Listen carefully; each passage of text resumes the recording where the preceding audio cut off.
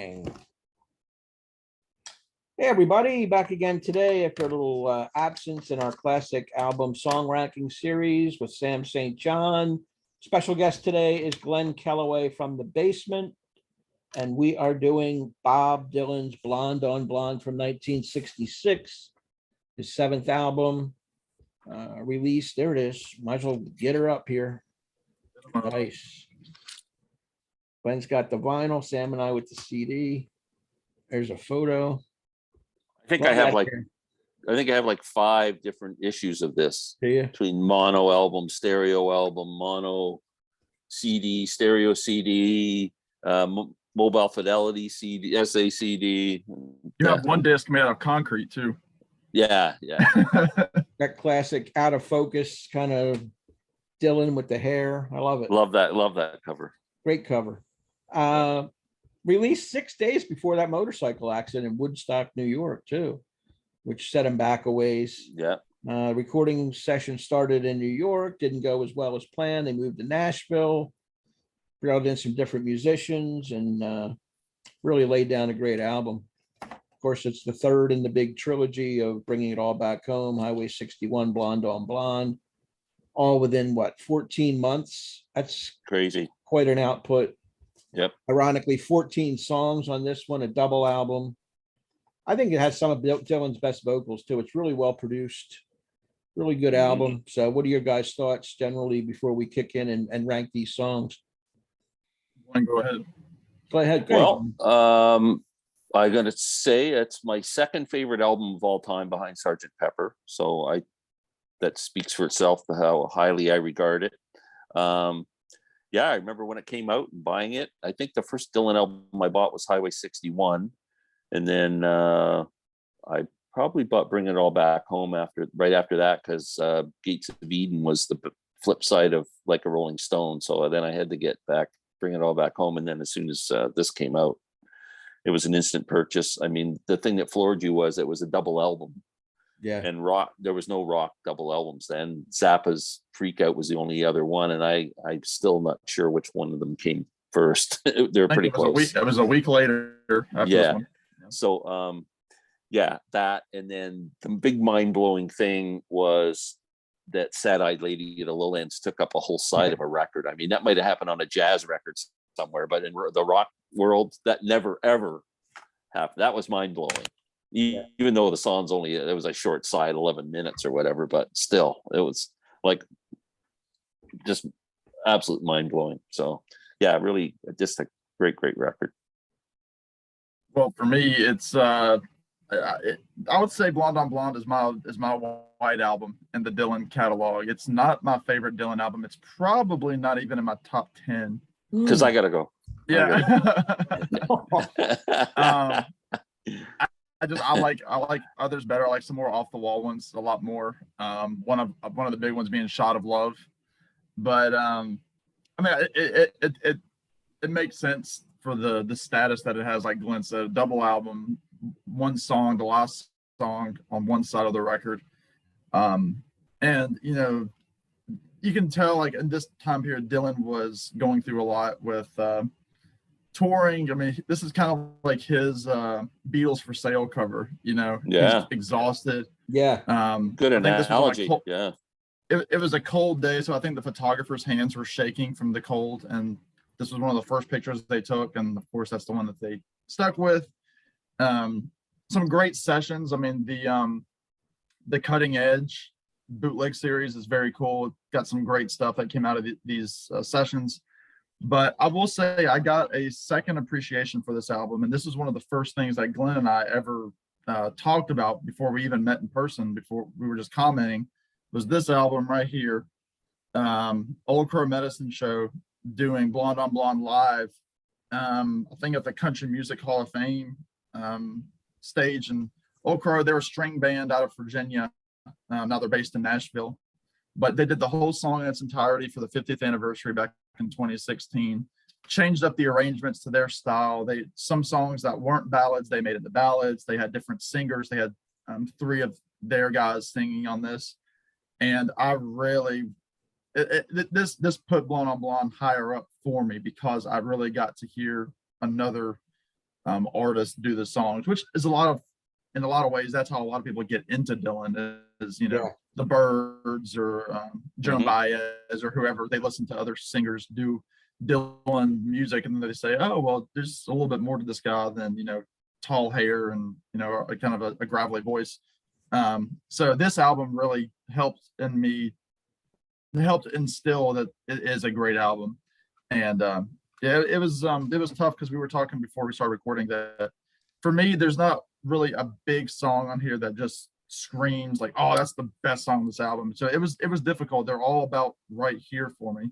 So it's not like there's a stinker and then one that's just a complete masterpiece. They're all on the same playing field for me, which is a good thing. I mean, that kind of makes a solid album for there not to be, one song far worse or far better than another. So I'm excited to see what y'all think of it. All right. Well, like we do every time out, we're going to rank these backwards to frontwards, 14 songs. Glenn's going to go first, then Sam, myself at the end. We'll rank the album on the old 10-point scale. Glenn, kick it off. What's your number 14? And my number 14. Well, first of all, I want to say that when I go over the 14 songs, there's 2 that I think are just good, not great, and the other 12 are all great. Okay. So the 2 songs are obviously going to be number 14 and number 13. And number 14 for me is obviously 5 Believers, the second last song on the album. Only because it's basically just a blues riff. Like the Allman Brothers have used that riff. Everybody uses that riff, and Don't Let Me Down, I Won't Let You Down.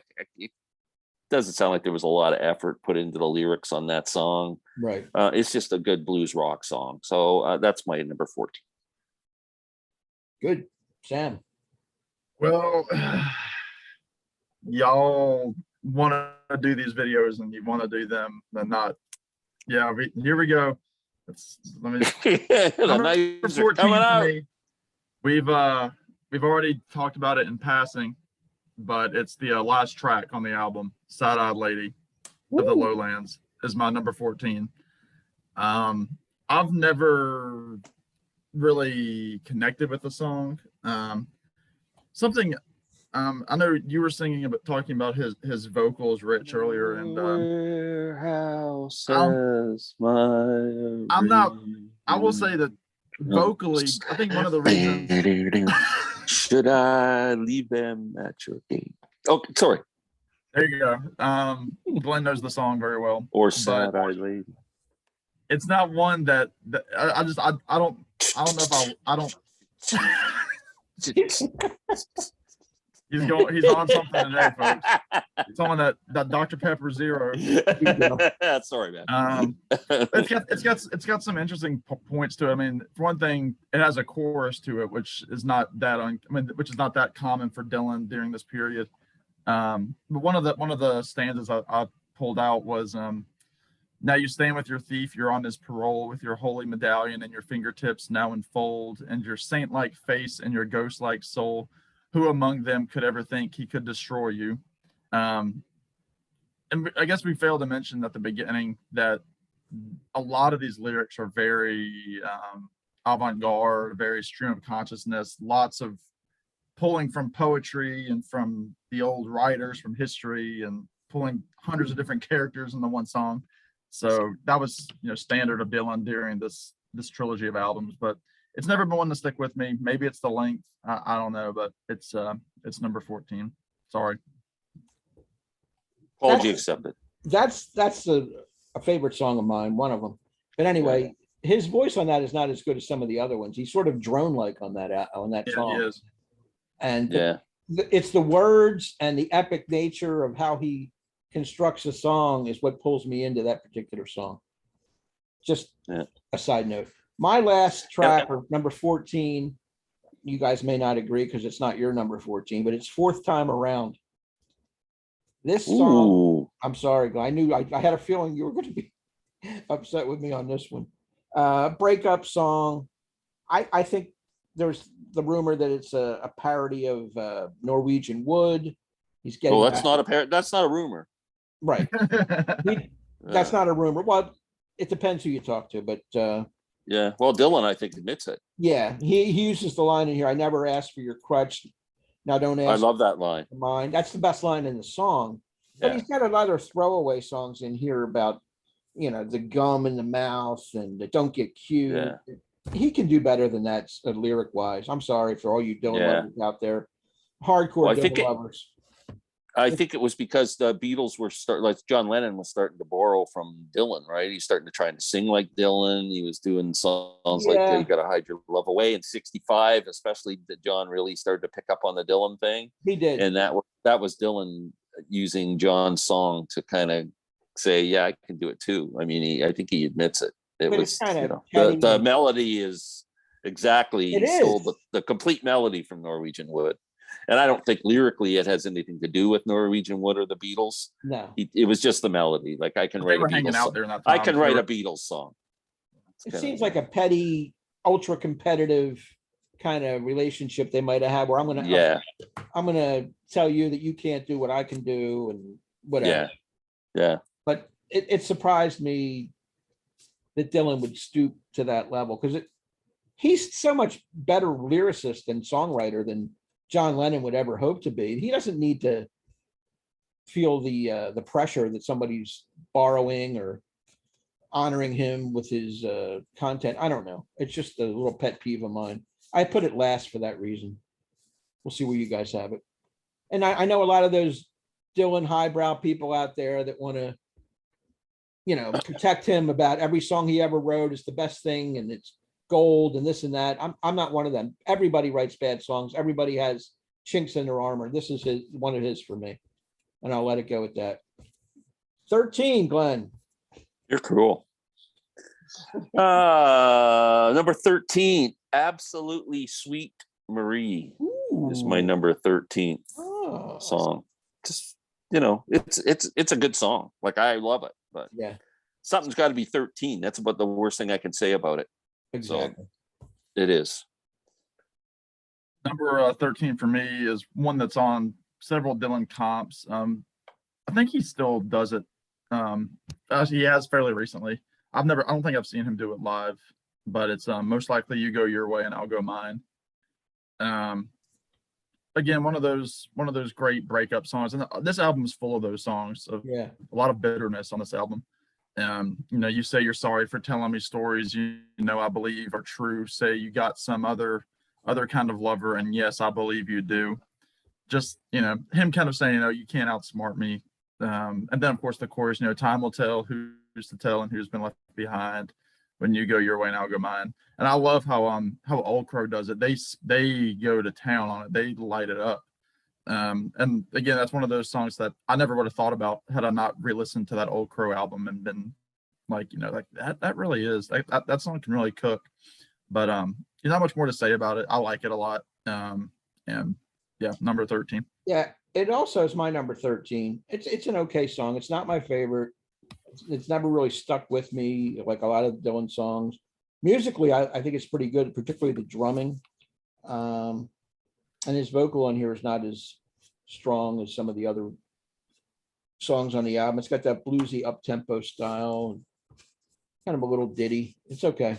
13 for me. Wow. So Most Likely You Go Your Way and I Go Mine. You both had 13. Yes. I got it at 12. There you go. Same ballpark. Yeah, same ballpark. You guys know what you're talking about. You guys are good at this. We've rebounded. We've rebounded after that tough You start. had me worried at first, but you're getting in the game now.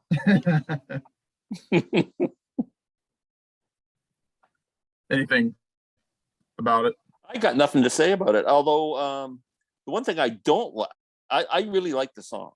So I think what turned me off, the Dylan and the band when they did their tour in '74, the rockin' version he sings on that to start that album, and mostly I go mine. I don't like that. I don't like that version at all. He kind of ruined the song for me with that rockin' version. The Before the Flood album. Yeah. Oh, I love that. I love that. Yeah, you like that version? Yeah, better? I do. I love his early '70s voice. Wow. Yeah. Wow. Okay. Number 12 for me is, again, another one of those songs that shows up on a lot of comps. It's Stuck Inside of Mobile with the Memphis Blues again. One of those songs, again, similar vocal phrasing to Side-Eyed Lady. Like it's almost like he's in pain, you know, that, oh mama. It's like just the slow. Could this be the end? This is the album, and this is the thing, I guess, that ticks me off about people that hate Dylan. This is the only album where he sings with that stereotypical Bob Dylan, you know, drawl. Yeah. This is the only album that he does that, and people are like, well, you know, that's how he sings on all the albums. The Larry Graves impression of Dylan. Larry comes Graves, from we this love album. you, Larry, Yeah. but you're wrong. Nah. But it's a good song. There's and he's full of tongue-in-cheek lyrics. Like he says, he just smoked my eyelids and punched my cigarette. I love that line. That's my So, favorite line in the song. You know, Yeah. it can mean whatever you want, but yeah, it's number 12. Yeah. My There was still a 12 lot of drugs happening in Oh, Bob's life at this time too. Oh yeah, this is prime marijuana and cocaine and everything. that they Yeah, were doing. yeah. LSD, whatever you want, you know. Yeah, him and the Beatles were hanging out. My number 12 is One of Us Must Know Sooner or Later. An apologetic kind of song. I didn't mean to treat you so bad. You shouldn't take it personal. I love the organ on here by Al Cooper, though. It really stands out in the song. The organ's incredible on that song. That's the best thing on this song for me. It's another broken relationship song. Yeah, I just wanted to give Al Cooper a little shout out for the organ on here, but yeah. I don't have anything lyrically to single out other than that opening line. But Next to his performance on Like a Rolling Stone, that's probably Al Cooper's best. It really jumps organ. out at you. Yeah. Yeah. Yeah. Wow. Okay. So number 11, I'm going with one of the hits on the album. I Want You. Yeah. Fantastic song. All these top 11, at least 11 songs are like just, to me, brilliant.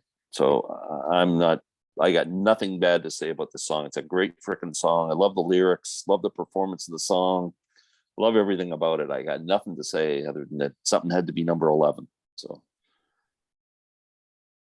for me, number 11 is Visions of Johanna. Again, one of his more, you know, acclaimed songs. Again, this album, I'm probably going to hurt a lot of people's feelings, but like kind of like Glenn said, from I don't know, maybe from 12 to number 1, they're all just right about there for me. None of them are just like stinkers. None of them are, above and beyond expectation. And again, this is just my kind of a middle of the pack Dylan album for me. I'm sorry. But one of the lines, again, sticks out is lights flicker from the opposite loft. In this room, the heat pipes just cough. The country music station plays soft, but there's nothing really to turn off. I love that image because whenever I hear that line, I kind of think like the Waltons. It just sounds like people gathering around the radio listening to some station in Nashville, and of course he's recording this with all the Nashville cats, Charlie McCoy, Charlie Daniels, Al Cooper's there with him, who was hanging out with him on the other albums as well. It's just one of those great Dylan ballads. I think it's been fairly constant in his rotation since the 60s. So not much more to say about it, but that imagery of listening to the country station play soft really hits home to me. So that's why it's probably a little bit higher up than some of the other 3. yeah. It's Wow. going to be a lot higher up on my list. Me too. My number 11 is Pledging My Time. Just great blues, harmonica, kind of a druggy song in a way. You got the poison headache and the ambulance coming. Maybe somebody in his company overdosed or is sick or whatever. It's kind of a feel song with that harmonica to me. Just there's hints of excess in the song. I think where can hardly breathe. Maybe somebody's a little drug binge there. I like the song to listen to and just to absorb the whole vibe of it, but it's at number 11, kind of middle of the pack for me. Middle end. Yeah. I think it was the B-side to Just Like a Woman, wasn't it? I think it was. It was either that or I Want You. I can't remember. It was a B-side to one of those songs. Yeah. My number 10, another hit off the album, Rainy Day Woman, 12 and 35. I mean, absolutely love the song. It's so cool. And Everybody Must Get Stoned. I mean, when it came out, it was banned by a lot of radio stations because of the drug references. And but I think it's a cool song, and I can just imagine they had a great time in the studio recording this this thing. So, and those Nashville guys must have been going, what the hell is going on here? That was one thing about this album. I think they had to sit around a lot while Bob went in the back room and was busy writing lyrics, going, okay, got this, okay, guys, I'm ready to go. And then they just had to kind of improvise around whatever melody he came up with, and that's the magic of the album, really, how it just, by osmosis almost. It worked. But Rainy Day Woman, crazy song. A lot of first and second takes in Dylan's canon of songs. Yeah. I think they admitted that there were substances in the studio. There's a lot of smoke. But number 10 for me is another one of the hits, so to speak. Leopard Skin Pillbox Hat is my number 10. One of those, again, Glenn was kind of talking about it earlier, just one of those bluesy kind of it's a 12-bar blues thing. 12-bar blues. It's been done before, but it's got a lot of humor. It's a lot of innuendo in the song. Why he chose a leopard skin pillbox hat, I'm not sure. But it's again one of those images, and it's funny because when Old Crow does it, they have one of the guys that didn't sing a whole lot of songs. He was kind of like the comic singer in Old Crow. He's not with them anymore, but one of the things he said was, I asked the doctor if I could see you. It's bad for your health, he said. Yes, I disobeyed his orders. I came to see you, but I found him there instead. I don't mind him cheating on me, but I sure wish he'd take that off his head. Your brand new leopard skin pillbox hat. And I know Glenn will talk about it later, but I know one of your favorite lines is in that song. I intentionally didn't take that line. All right, thanks. Because I knew you were going to talk about it. You'll save that for me. Okay, good. But it's Dylan humor all throughout the song. And he still does it occasionally.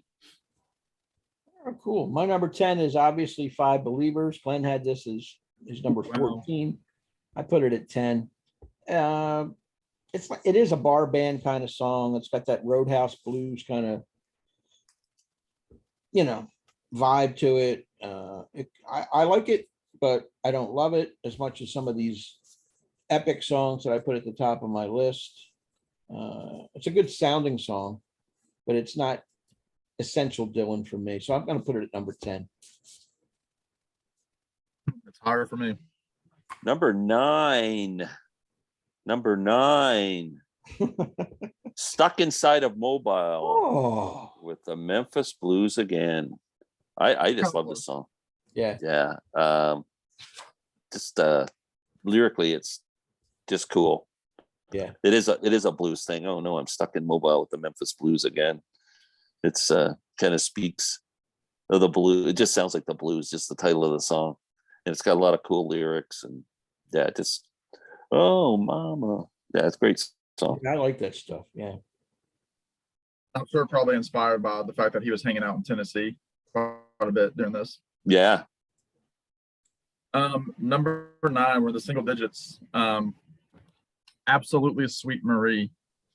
I love the music on this, the dun dun dun dun. It's kind of like, it's kind of like street performer almost.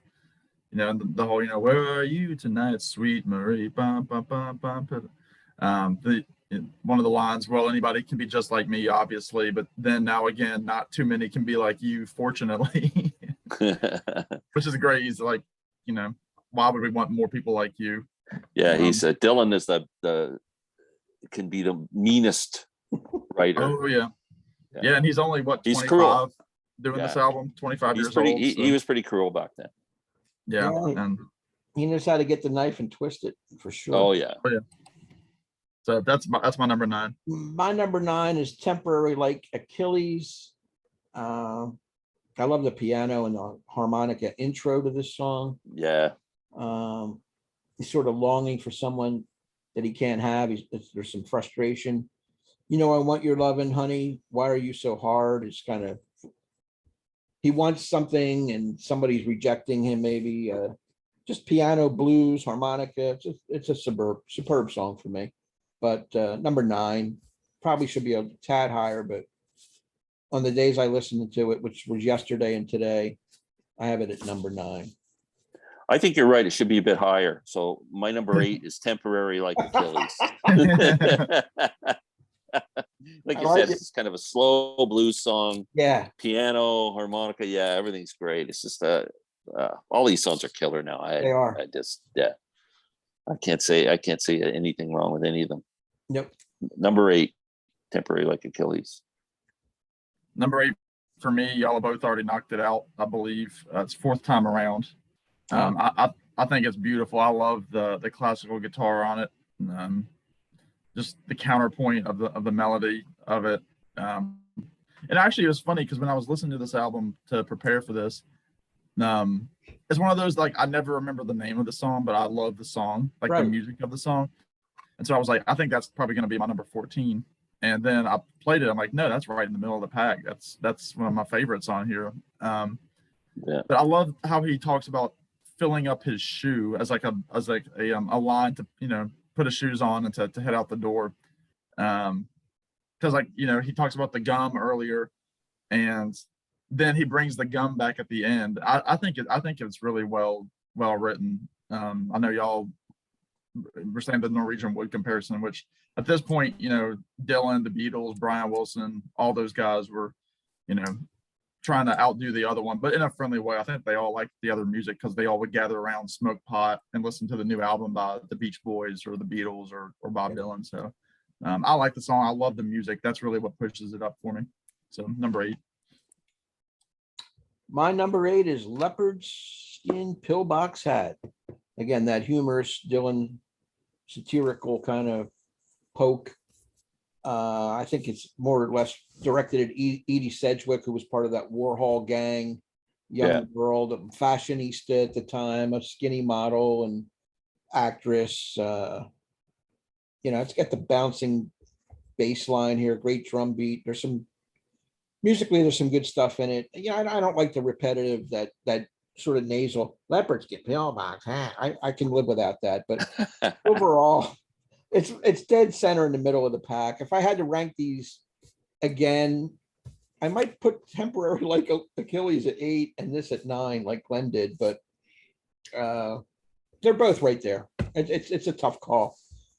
Anybody out there that thinks it's not hard to rank these, try them sometime. When you have great material and you have to put one above the other, and one day it's one thing, the next day, next week, it could be something completely different. It's just an exercise to showcase these songs. That's what we're doing.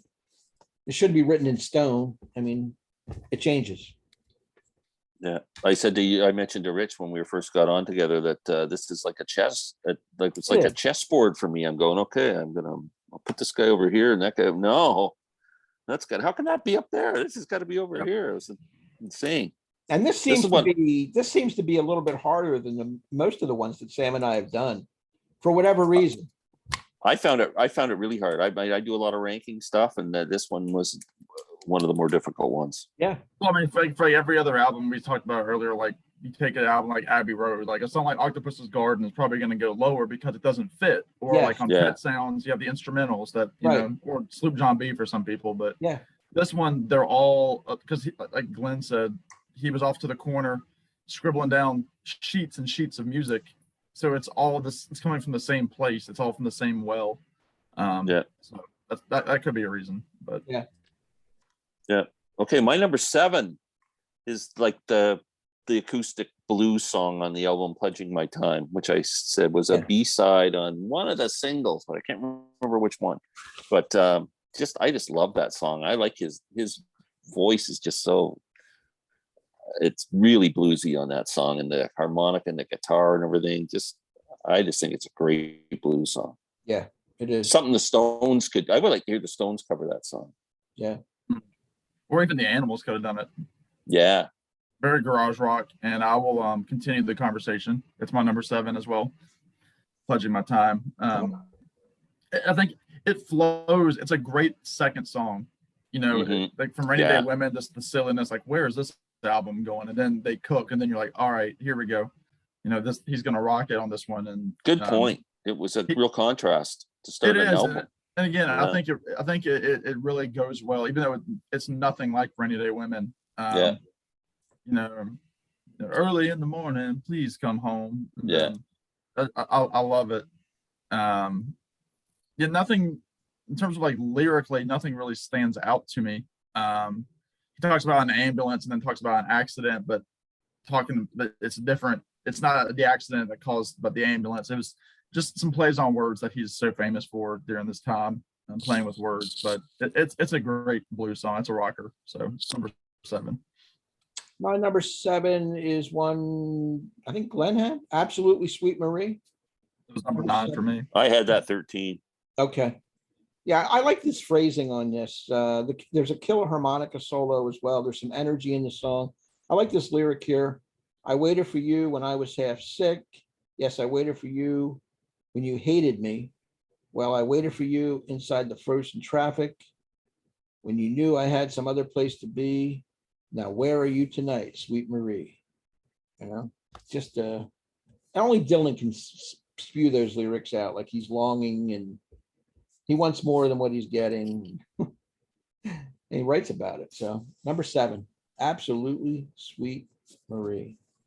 I like the titles of some of these songs too, like the Temporary Achilles and Stuck Inside the Mobile with the Memphis Blues Again. I mean, these are cool song titles that are completely original and nobody else has them. Mhm. And everything is like, it is a kind of a bluesy album. Like It is.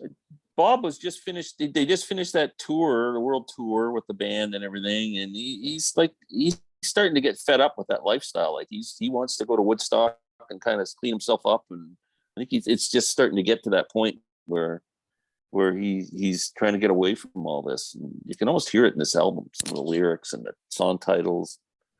My number 6, they had the whole band with them, and then Levon split, right? And he weeded out some. He didn't like the material that Garth and who's the other guy, Richard Manuel. They weren't even in on the Nashville scene. Danko, I think, might have went, and I know Robbie went to Nashville. Yeah, it's just Robbie Robertson, I think, was the only one who went. So he changed it up completely. But only on a song, I think. Only on one song. Yeah. My number 6 is Leopard Skin Pillbox Hat. Huh. I just love that freaking song. It's always been one of my favorites. It's just a great rockin' 12-bar blues thing, but I just love the lyrics. And Sam left me, thanks, Sam. But one of my favorite lyrics of all time, it bounces on your head just like a mattress balances on a bottle of wine. Right. Killer. Yeah. You could just see it. Yep, that's a cool one. Yeah, so I loved Leopard Skin Pillbox Hat from the first time I heard it. So. Yep. Number 6 for me is Sooner or Later, One of Us Must Know. It's a beautiful song. Again, one of those songs like, do you know, are you in love with me? Am I in love with you? At some point, we'll know, like, are you telling me everything? Are you younger than you say you are? Are you, whatever. Just really beautiful song. One of those pretty Dylan ballads that he was so capable of doing. He said something, you were just kidding me. You weren't really from the farm. And I told you as you clawed out my eyes that I never really meant to do you any harm. And he holds out that harm. Yeah. Any harm. Yeah. He kind of goes harm. And you can tell that, there are some country influences slowly creeping in, not necessarily musically, but kind of the direction he would be going with the next album with John Wesley Harding and that direction. So I could have heard this maybe on John Wesley Harding as kind of a more simplified ballad, but it's number 6 today. And one of his most passionate vocal performances, I think. Yeah, it is. You can just see him with his eyes closed singing that, the guitar. Mm-hmm. My number 6 is Stuck Inside of Mobile with the Memphis Blues Again. This is Dylan with all the storytelling and all the surreal situations. He's putting those characters in like he does in something like Desolation Row. You got the Ragman and Shakespeare and the French Girl and Grandpa and the Senator and the Preacher. He's weaving all these characters into these surreal situations of being lost and frustrated and lonely and isolated and whatever he's talking about. It's just, and it's catchy. I like the song. So it's in my number 6 position. Awesome. My number 5, one of Dylan's most beautiful songs, a big hit. I guess it's one of the songs he's probably most known for, is Just Like a Woman. Just what can you say? It's like a perfect song. It's just beautiful. The lyrics are beautiful. It's an amazing song. Just Like a Woman. I'm sure everybody knows it. So Yep. It only at 5. I said only at number 5. Well, hey, you got Visions of Johanna at 13 or something. Where the hell did you put that? Number 11. Hey, number 11. Let's go. Come on. I've had it. Come see Let me. me at him. Come see me in July. Let me at him. Hold me back. I'll get you one of these, and you'll do this. I have to put my striped shirt on and play referee with you guys. Yeah. That's funny.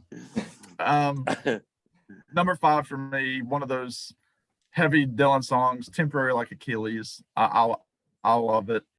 Again, one of those songs that became higher up. I think it would have been much lower without this album. And really, I mean, you can say what you want about cover albums, but they do help you appreciate songs that you might not give a second thought to. And this is one of those songs, one of those prime examples that I never would have thought about this song without that album. He talks about, honey, why are you so hard? That whole refrain that he's always bringing back. I want your love. Yeah. I like that. You might say, is your heart made out of stone, or is it lime, or is it just solid rock? Solid rock, yeah. Yeah, so that's just great. It's just like him pondering, and the whole refrain about I want your loving, honey, why are you so hard? It's a great refrain, and it's very catchy. So it's made it to the top 5 today. Yep, my number 5 is Rainy Day Women, number 12 and 35. Everybody must get stoned. I mean, I just love the song. It's got that Salvation Army kind of. Yeah. It's a fun song. You hear chuckling and giggling and hooting and hollering. People, they're having a gay old time, just doing what they're doing and having party atmosphere, harmonica in there. And this was banned at certain stations across the country as well for the drug absolutely connotations, but a classic. So number 5 for me. Wow, that's awesome. And what a great opener. A great opener. Of that album. For sure. Yeah. My number 4.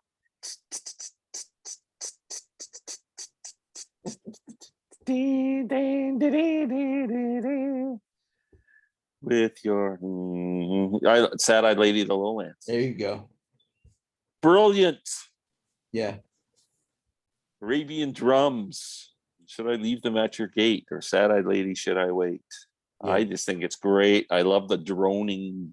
Yeah, it's a droning boredom of the song. Just it's druggy, man. I get, maybe that was back in the days when I was experimenting a little bit, and maybe that's got something to do with it, why I always liked it. It was like yeah, you could I don't know. I get the feeling the guy was all laid out in heroin or something listening to this song. Yeah. It's I don't know what it is. It's just it's kind of an atmosphere to it. Yeah. And I the fact that it's still, I remember it blowing my mind so much when I first heard it. That 11-minute song. I mean, come on, and take up a whole side of a record. What the hell? Like it has a lot of memories for me, and it's just And number 4. I failed to mention to talk about. He mentions the song again, and the song Sarah on Desire. Yeah. Where he's just like, I wrote Sad-Eyed Lady of the Lowlands for you. which I think was a lie, because I think he wrote them in the studio, and he said, I stayed up all night at the Chelsea Hotel writing Sad-Eyed Lady of the Lowlands for you. I think he kind of used a bit of poetic. One of his most bitter lyrics is that song. But number 4 for me, I love it. The song I Want You, one of his big hits. I love the intro, the do do do do do do. Guilty undertaker sighs, lonesome organ grinder cries. And I love he has that line about the dancing child with his Chinese suit. He spoke to me. I took his flute. I wasn't really cute to him, was I? You can kind of see him saying that. He kind of shrugs like, yeah, I can be a jerk. Yeah. But It's a great song. it's a great song. Just a very simple chorus. The whole "I want you, I want you, I want you so bad," and he draws that out. And then you talk about Al Cooper. Doon, doon, doon, doon, doon. Yeah. Honey, I want you. Doon, doon, doon, doon, doon. It's great. It's one of his most popular, and it's been covered 100 million times too. So number 4. Killer. Number 4 for me too. I want you.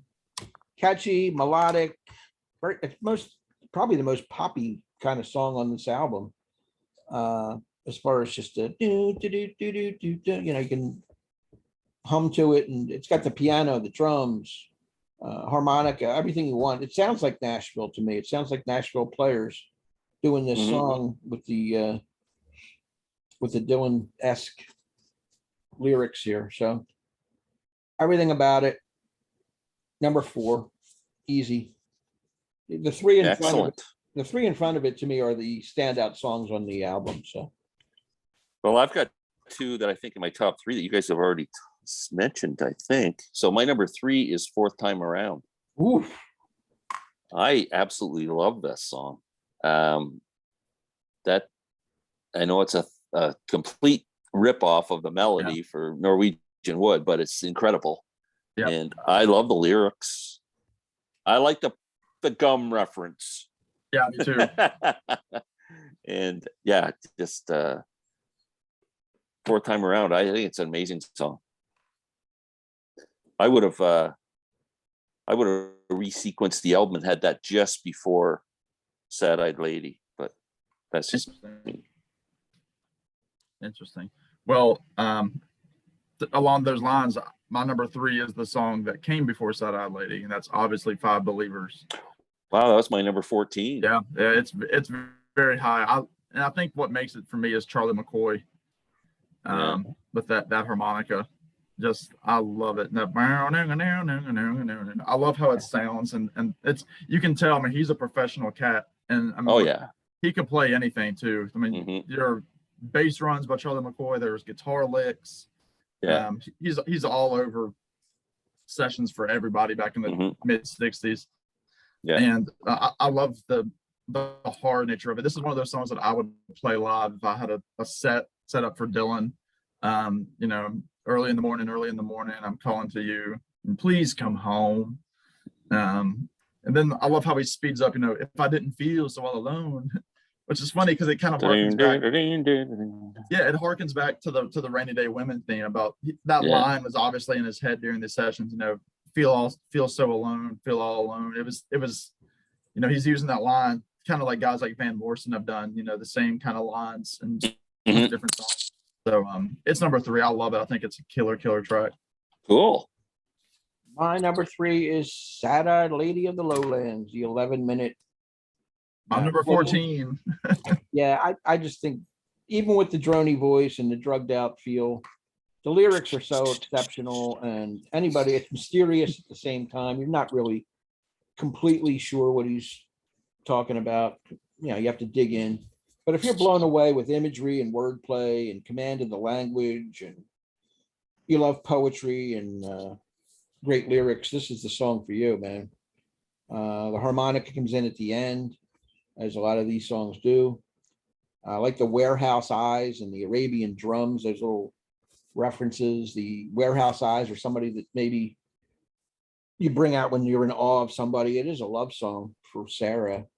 So you have somebody catches your eye, you have warehouse eyes, and your Arabian drums could be a heartbeat. I mean, I don't know. I'm interpreting. That's an interesting interpretation.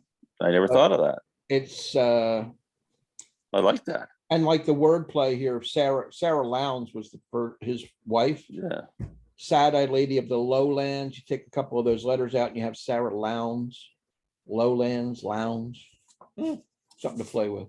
I never thought of that either. Did you read this or did you come up with this yourself? I read it somewhere. Oh, okay. Because I was going to say, man, you're brilliant. No, That's pretty good. I stole it. Plagiarism 101. Okay, good, because that's very impressive. And I wanted to put that especially the in the song. Arabian Nights with a Heartbeat. I Yeah, love that. I didn't steal that, but I did steal the lounge. Oh, good. No, that was the most impressive one. That was good. He's earning his Wow. money. Yeah. Wow. That's why we love you, Rich. You're Thank you so much. Peace out. the guru. The sage of the vinyl community. Number 2 for me, Dylan, one of Dylan's most impassioned songs, I think. One of Us Must Know, Sooner or Later. The vocal performance on this is, I think, one of his, if you ask me to name top 5 Dylan vocal performances on record, that might be number 1 or close to it. Maybe Every Grain of Sand might be ahead of it, but they'd both be in the top 3 or 4 for sure. And yeah, I just think it's a great song. I mean, just like I said, this is the way he sells the song. It's a beautiful song, and yeah, absolutely amazing. Number 2 for me is the opener, Rainy Day Women. Just one of those songs that I knew it when I was getting into Dylan, and it's just one of his most catchy songs. He's obviously making up the lyrics. I don't know if he had anything written down, because you watch him do this live, he never goes by these lyrics. I mean, some of them are the same, but he's pulling them out of thin air. And then you got the whole, like you said, Rich, the Salvation Army style, and you can see somebody like hitting, like they've got like a drum wrapped around their front, and they're banging it like this, and you can see you just imagine like this one-man band kind of thing with the cymbal, and he's got a ukulele, and a little monkey that's dancing in front of him with a tin cup. Just great stuff. He does kind of mention, I think, a brief autobiographical line as he talks about they'll stone you when you're playing your guitar. So I wonder if, because people I think it was definitely him getting blasted on tour and getting bad press, and just a year before fans booing him and stuff. Oh yeah, that's like a stoning, a public stoning. Yeah, absolutely. Yeah, when that's you're riding exactly in your my car, interpretation. I mean, you think about what was it, Don't Look Back, that documentary where he's in the car and the people are saying, like, why do you have to be such a jerk? The British people are yelling at him. You can just see him in the car saying, he's like, this is crazy, get me out of here. Yeah. Which kind of harkens back. Yeah. Mm-hmm. Yeah. It kind of is foreshadowing of the motorcycle accident where he went into isolation. So right. Number 2, just because it's so catchy. Excellent. My number 2 is one of my favorite vocals, Just Like a Woman. His voice fits this song so perfectly. Great song. I like the image here, the fog, the amphetamines, and her pearls. Nobody can sing that long line like Bob Dylan. I mean, he lived that lifestyle, drugs, and just the gaudiness of hanging out with the people he hung out with.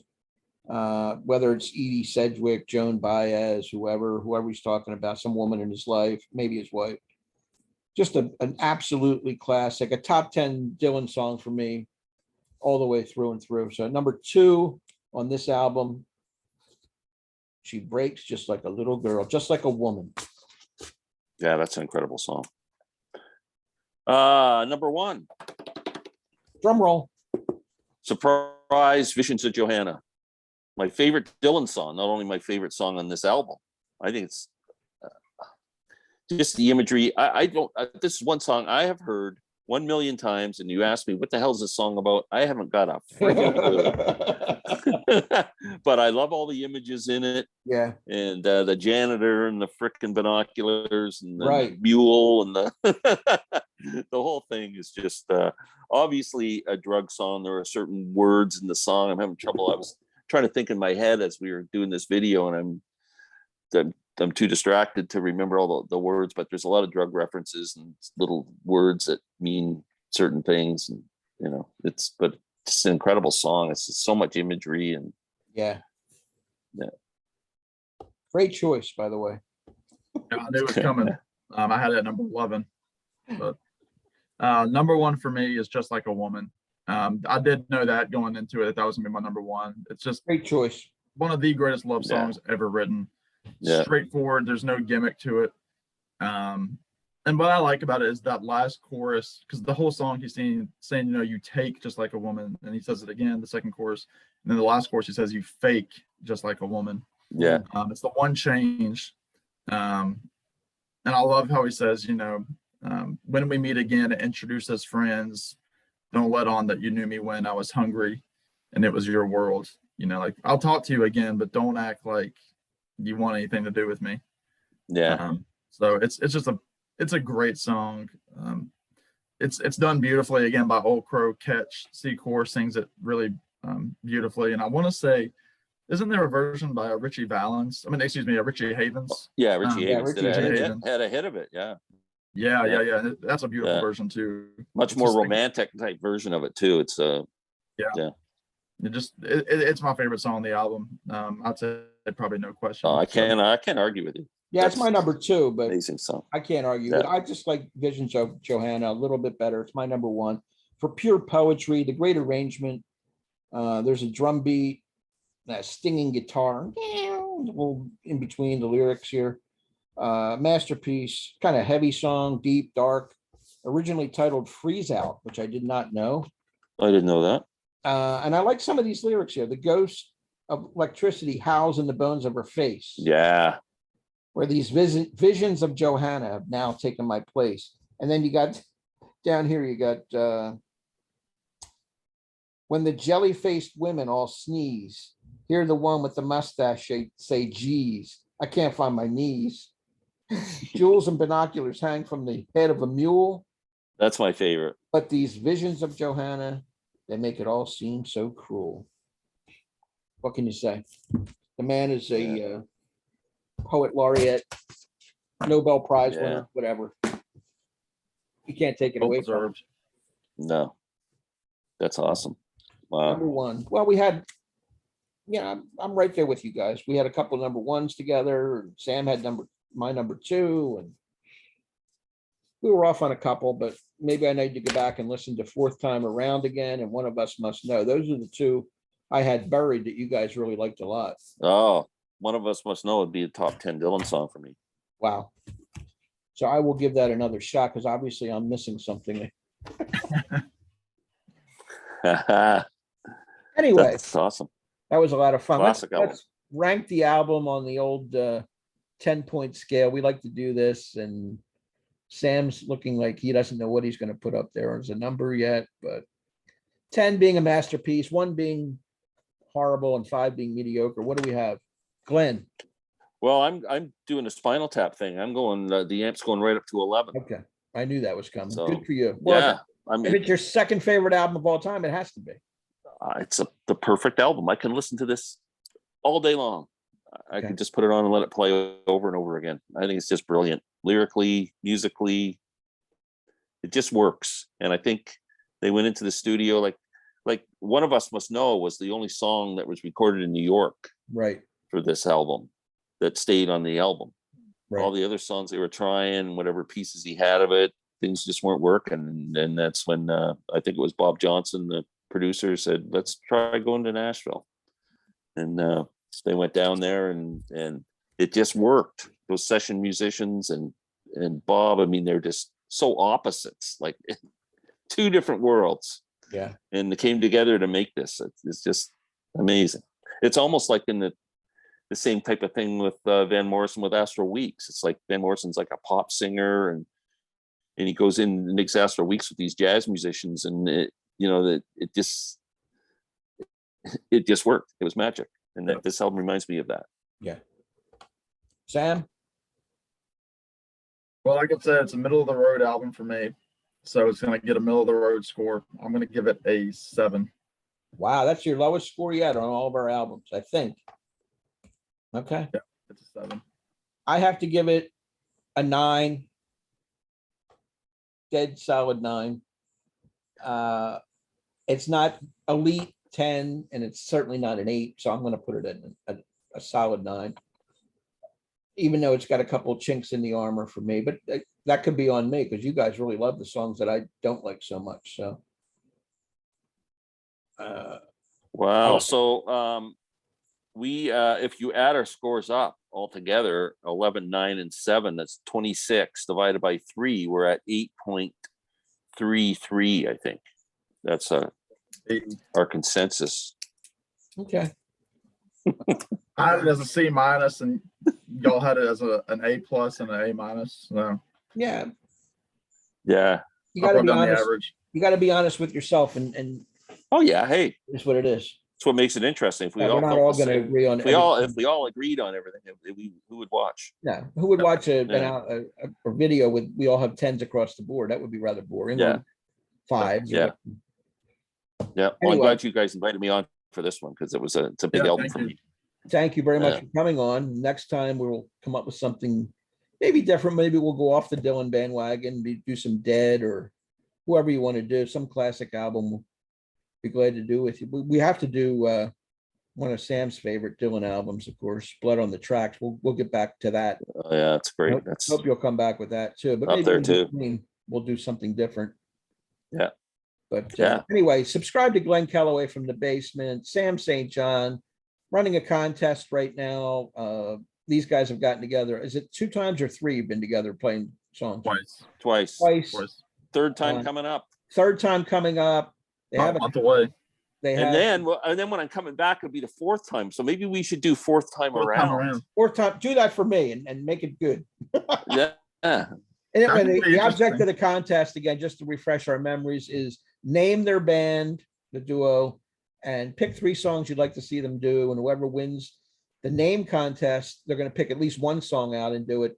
A gift certificate to the winner. They have about a dozen entries so far and hoping to get more. When's the deadline, Sam? July what? Whenever Glenn comes by, about the 27th. I think 27th that night we're going to do the draw. So 26th, I would say, should be 26. So the you have about the another month. deadline. A month and a couple days to get this in. I haven't done mine yet. I will. I've been banging around a title for the band, and I don't want to embarrass myself and say something that is not right. So I want to get it right before I enter it. The Smorgasbords. No, it won't be that. It's gonna have something to do with Canada and the South, but I'm trying to work it out. But I'll get it together. Don't get it. I'll get it. And guys might not like it, and that's okay, as long as somebody's going to win and have a good band name. And I can't wait to see you guys play again because it was fantastic. Every time you get together, it's excellent. And if you guys haven't in the Thank audience, you. check it out. Check it out. Thank you. Fantastic. Banjo, guitar, harmonizing. They trade lead vocals. They trade background vocals. It's fantastic to watch. When you know the guys, as I do, it's even more entertaining. I put them up on my TV and just watch them and play them back and say, they got some chemistry there for not having met until earlier this year. It's fantastic. Yeah, it has worked well. I'm pretty proud of it. It's Well, awesome. it's the calzones we eat beforehand. Yeah, it is. I think the Yeah, food I don't know does if play I a factor here. Yeah. I don't know if when it's 100 degrees out, I can eat a calzone. We'll have to figure something out. Can I? Lightweight. We'll freeze it. Okay. Yeah, that's a good idea. Try frozen yogurt. Some stuff. Just suck it frozen. Don't even heat it up. You got a frozen pizza, we'll just suck it frozen. Okay. Yeah. My Anyway, favorite Woody Allen line. I love that line. It's Woody. Yeah. Woody He bought Allen us to from, cook on my that second was, frozen. yeah. Yeah. I mean, you just eat, you heat up TV dinners. Who heats them up? I just suck them frozen. I was just sucking. He's doing So this. depressed. So depressed. Thanks, guys. This was ball as usual. Glen Kellaway, Sam St. John. Next time, take care, everybody. We'll see you. Bye.